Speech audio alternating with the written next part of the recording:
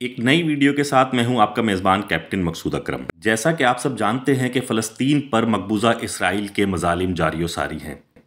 جیسا کہ اس ویڈیو کے ٹائٹل پہ آپ دیکھ رہے ہیں کہ Suez canal is going to close, کیا آئندہ آنے والے سالوں میں سوئز کینال بند ہو جائے گی؟ For this why Gaza is important, اس کے لیے غزہ اتنا ضروری کیوں ہے؟ اگر آپ یہ ویڈیو بغیر اسکپ کیے ہوئے پوری طرح سے دیکھیں گے تو آپ کو یہ بات بہت اچھے طریقے سے سمجھ میں آ جائے گی کہ غزہ پر یہ جینوسائیڈ اٹیک اسرائیل کے لیے اتنا ضروری کیوں ہے۔ کیا آئندہ آنے والے سالوں میں اس سوئز کینال مکمل طور پر ختم ہو جائے گی اور اس کا مسلم امہ پر اور ایجپٹ پر کیا اثر پڑے گا؟ یہ مناظر اس وقت غزہ کے ہیں، جہاں پر اسرائیلیوں نے اپنے جینوسائیڈ اٹیک کے ذریعے غزہ کو کھنڈرات میں تبدیل کر دیا اور ہزاروں کی تعداد میں معصوم فلسطینیوں کا قتل عام کیا۔ اور اس کو سپورٹ کرنے کے لیے راتوں رات امریکہ اور برطانیہ کے وزرائے اعظم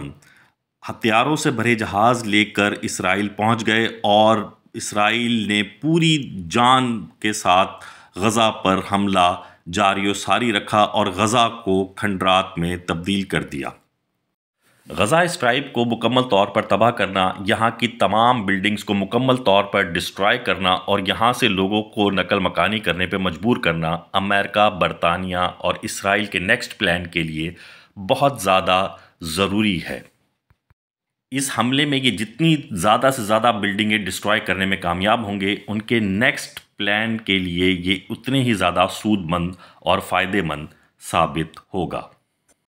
کیونکہ ان تینوں ممالک کا نیکسٹ پلان غزہ اسٹرائپ اور گلف آف عقابہ کے درمیان ایک نئی کینال کی تعمیر ہے، جس کا منصوبہ بہت صدیوں پہلے سے ہی شروع کر دیا گیا تھا، مگر جس کی جگہ ایجپٹ کی سوئز کینال نے لے لی۔ ابتدائی طور پر ریڈ سی کو ڈیڈ سی کے ذریعے میڈیٹرینین سی سے ملانے کا پلان تھا، لیکن جو کہ ایک برٹش ایکسپلورر اور نیول آفیسر ولیم ایلن نے 1855 میں فیل کر دیا اور سوئز کینال کو پرپوز کیا، اور سوئز کینال کی تعمیر کا عمل زور و شور سے جاری ہو گیا۔ ریڈ سی کو ڈیڈ سی کے ذریعے میڈیٹرینین سی سے ملانے کا یہ عمل اتنا آسان نہ تھا، اس کے ذریعے بہت ساری جیوگرافیکل تبدیلیاں بھی رونما ہو سکتی تھیں، مگر امریکنز نے ریڈ سی کو گلف آف عقابہ کے ذریعے میڈیٹرینین سی سے ملانے کی بہت سارے آپشنز پر اپنی ریسرچ جاری و ساری رکھی تاکہ سوئز کینال کو آئندہ آنے والے سالوں میں بند کر دیا جائے۔ ایجپشن حکمران جمال عبد الناصر نے 1956 میں 1956 میں سوئز کینال کو نیشنلائز کرنے کا اعلان کر دیا،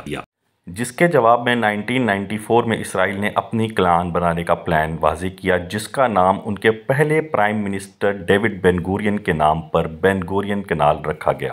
اور 2 اپریل 2021 کو اسرائیل نے باضابطہ طور پر یہ اعلان کیا کہ وہ بین گورین کینال پر کام شروع کرے گا۔ جیسے جیسے اسرائیل بڑھتا جا رہا ہے، دنیا بھر کے میگا پروجیکٹس پر اسرائیل کی نظر ہے۔ اس وقت ایجپٹ کی Suez canal one of the most important water ways ہے، تقریباً 10% آف کارگو شپ دنیا بھر کے یہاں سے سیل کرتے ہیں۔ سوئز کینال کی ریوائیول بین گورین کینال کی تعمیر کے لیے اسرائیل نے $55 بلین کا بجٹ پاس کر دیا ہے۔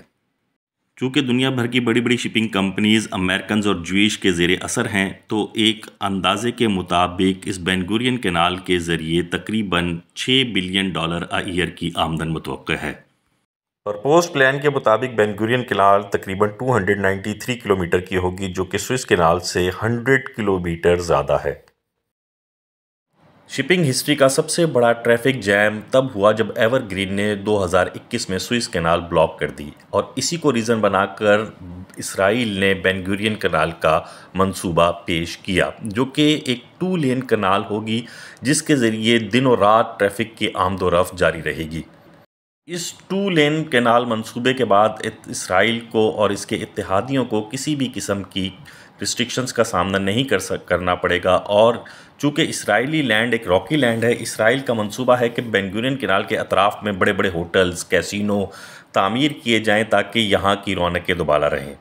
بین گورین کینال 50 میٹر ڈیپ اور اراؤنڈ 200 میٹر وائڈ ہوگی، اور یہ سوئز کینال سے 10 میٹر ڈیپر ہوگی۔ اس سے 300 اور اس سے زیادہ بڑے جہاز اور اراؤنڈ 110 میٹر وائڈ شپس بھی بآسانی گزر سکیں گے۔ کسی بھی مین میڈ کینال کی تعمیر کے لیے ایکسٹینسو پلاننگ اور سروے کی ضرورت ہوتی ہے۔ بین گورین کینال کے لیے جو لینڈ پرپوز کی گئی ہے وہ سوئس کینال کی طرح سینڈی لینڈ نہیں ہے، وہ ایک راکی لینڈ ہے جس کی ڈریجنگ اور ایکسکیویشن ایک بہت بڑا عمل ہوگا۔ اس نئی کینال کی تعمیر کے لیے استعمال ہونے والے ایکوپمنٹس اینڈ انسٹرومنٹ کی کنسٹرکشن کا کام شروع کر دیا گیا ہے، اور اس کی ڈریجنگ کے لیے اسپیشل ٹائپ ڈریجر بھی انڈر کنسٹرکشن ہے۔ ڈریجر ایک خاص قسم کے شپس ہوتے ہیں جو کہ سمندر کی کھدائی کے لیے استعمال کیے جاتے ہیں یا اس کی ڈیپتھ بڑھانے کے لیے استعمال کیے جاتے ہیں۔ اس کینال کی تعمیر کے دوران اگر ضرورت پڑی تو پاناما کینال کی طرح لاکس اور گیٹس بھی بنائے جائیں گے، اور ماڈرن نیویگیشن کو بھی مد نظر رکھا جائے گا۔ اس کینال کی ڈریجنگ کے لیے تقریباً 5 سال کا عرصہ ریکوائرڈ ہے، اور تقریباً 3 لاکھ انجینئرز اور ٹیکنیشینز اس کینال کی تعمیر میں حصہ لیں گے، اور تقریباً 160 مائل کے راکی لینڈ کو ایکسکیویٹ کرنے کے لیے تقریباً 520 نیوکلیئر بلاسٹ کیے جائیں گے۔ اس کینال کی فیوچر مانیٹرنگ کے لیے جدید قسم کے ایکوپمنٹس اس میں نصب کیے جائیں گے تاکہ اس کی ڈریجنگ، نیویگیشن اور مختلف چیزوں کو کمپیوٹرائز طریقوں سے مانیٹر کیا جاتا رہے۔ بین گورین کینال کی تعمیر کے بعد اسرائیل اس خطے میں اپنا اثر و رسوخ اور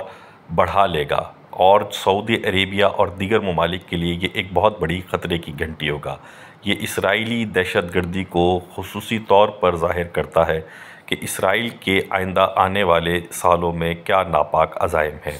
اور اس کے بعد امریکہ اور برطانیہ اور اسرائیل کو کھلی چھوٹ مل جائے گی، وہ جہاں سے چاہیں اپنے جنگی بیڑے گزاریں اور جب چاہیں جس پر چاہیں وہ حملہ کریں۔ Gaza potentially sits at the epicenter of the Ben Gurion Canal۔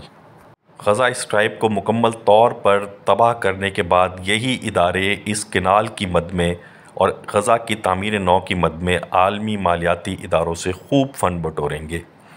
اور اس کے بعد اس فنڈ کو ایک غیر ضروری منصوبے بین گورین کینال پر خرچ کریں گے۔ اس کا خواب اسرائیل 1948 سے دیکھتا آ رہا ہے۔ کوشش کی جا رہی ہے کہ غزہ کے راستے ایک ڈائریکٹ روٹ بنایا جائے جس سے ٹرانزٹ ٹائم کافی حد تک کم ہو جائے اور خوب ذرائع مبادلہ بھی کمایا جائے، اور اگلے مرحلے میں اس کینال کے دونوں اطراف میں انڈسٹری لگائی جائے۔ اسرائیل کے جارحانہ اقدامات اس خطے کے لیے نہایت ہی خطرناک ہیں۔ آئندہ آنے والے سالوں میں اس قسم کی کئی مزید جنگیں چھڑنے کا خطرہ ہے۔ جو 57 اسلامی ممالک اس وقت غزہ پر اٹیک پر خواب غفلت کی نیند سوئے ہوئے ہیں، انہیں اس بات کا خمیازہ آئندہ آنے والے سالوں میں بھگتنا پڑے گا، اور ایجپٹ کو بھی سوئس کینال کی بندش کے بعد خوب اس کا نقصان برداشت کرنا پڑے گا۔ یہاں ایک بات اور بھی بڑی غور طلب ہے کہ اس قسم کی جنگیں چھیڑنے والے حکمران اور فوجی جرنیل تو بڑے سیف مقامات پر بیٹھ کر اس جنگ کی پلاننگ کر رہے ہوتے ہیں، اور اس کا خمیازہ معصوم عوام کو بھگتنا پڑتا ہے، جیسے اس وقت غزہ کے لوگوں پر بیت رہی ہے اور وہ اس جنگ کا خمیازہ بھگت رہے ہیں۔ پوری دنیا میں اسرائیل کے اس جینوسائیڈ اٹیک کے خلاف مظاہرے ہو رہے ہیں، اور ہر انسان، ہر درد رکھنے والا انسان اس جنگ بندی کے اوپر زور دے رہا ہے، مگر آئے دن اسرائیل کے فلسطین پر حملے مزید تیز برتیز ہوتے جا رہے ہیں۔ ایک طرف نہتے مظلوم فلسطینی عوام ہیں جو کہ دن بدن اسرائیلی مظالم کا سامنا کر رہے ہیں اور اپنی لاشیں اٹھا رہے ہیں،